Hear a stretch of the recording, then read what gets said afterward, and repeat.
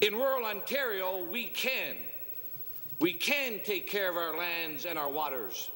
We can take care of our children and our families. And we can build our economy if the government stops telling us we can't.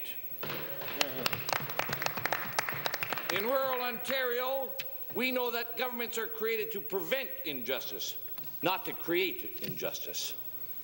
That government is here to represent the people, not to fund special interest groups.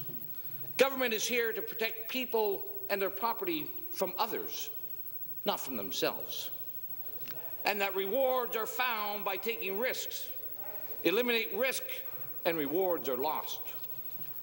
Our true heritage and our unique culture must flourish throughout Ontario, both urban and rural.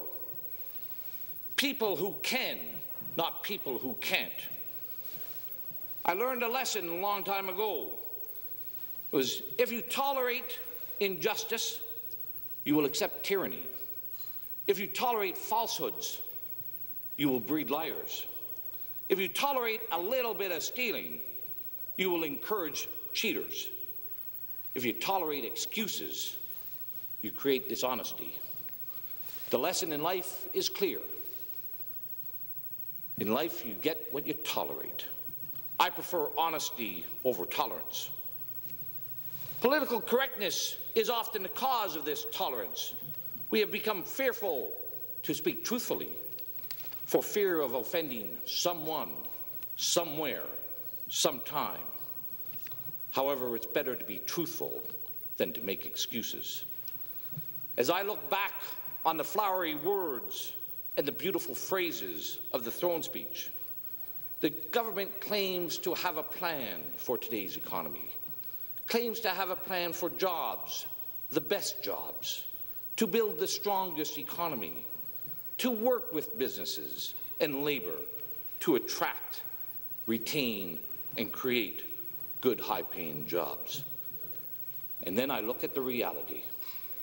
The tobacco farmers going bankrupt by government policy, the butcher shops being forced to close, the mills and the forests full of layoffs and silence. I see a never-ending attack of expensive over-regulation that is destroying our small businesses. Our contractors cannot hire our youth because of rigid apprenticeship ratios.